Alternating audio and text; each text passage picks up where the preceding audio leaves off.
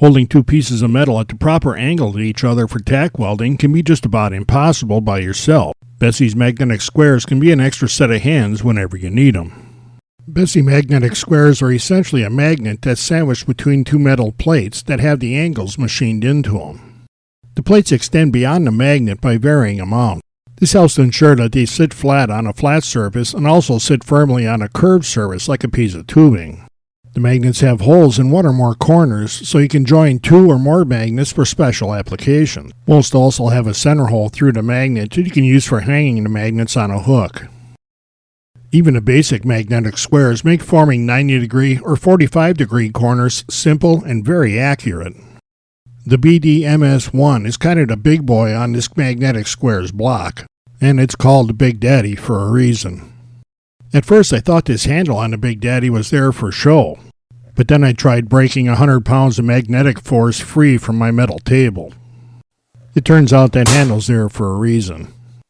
You can also use this handle to essentially jack the Big Daddy up to reduce the magnetic force and make it easier to pull off. As you might suspect, and I should have, the magnet inside the Big Daddy is large. It's now very clear to me that the Big Daddy is for big jobs. The CMS-1 is also called chunky because it has a lot of the Big Daddy properties but in a smaller package. Chunky also has 100 pounds of magnetic force and uses a handle to help jack it free of the surface. The double magnetic square is exactly what the name suggests. It is in fact two squares joined at one pivot point, and that gives you some interesting capabilities. You can set the magnetic square for virtually any angle that you want. But there's another use that I think is even more important. This bracket is actually 88 degrees, and I need to make 11 of them. Using this bracket as a gauge, I set it in the double magnetic square, and I can put two plates on the bottom and then weld them together. That'll maintain this angle, and I can make as many of these brackets as I need.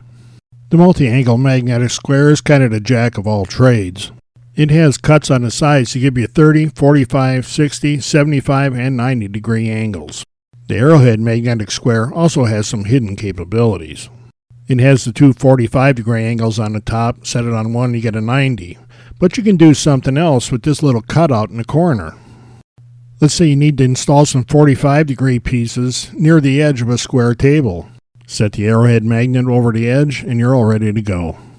I realize the Big Daddy's been hanging around in the background. I just been building up some strength to get it off of the table. The ground clamp magnets aren't square, but they can be a lifesaver in some situations. Both of them have 2-inch round magnets, but the difference is in this center plunger. The MGC-1 has a brass plunger and can handle up to 250 amps of welding power. The MGC-2 has a copper plunger and can handle up to 800 welding amps. The plungers are spring-loaded, so when the clamp pulls it down, they maintain solid contact with the surface.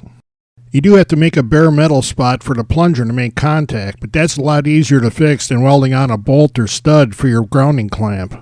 One of the things I really like about the Bessey magnetic squares is how they can simplify fitting up a joint. When fitting one piece to another, we too often come back and check our progress by hand. But with the magnetic squares, we can put the piece back in the magnet and be sure that the angle's perfect when we check our progress. Then we can tack the piece in place and be sure of a perfect fit when we weld it up. While using the Bessey squares is very straightforward, we did get a valuable tip right from Bessey. Just about anything can be affected by the heat generated by welding. Bessey advises using the square to get the piece set up and tacked in place, and then remove the magnet before doing the finish welding. In most cases, you'd have to remove the magnet for access anyway, but this is a good point to remember. If you do much fabrication, having an extra set of hands in the shop is always handy. The Bessey magnetic squares are very accurate and they work very cheap.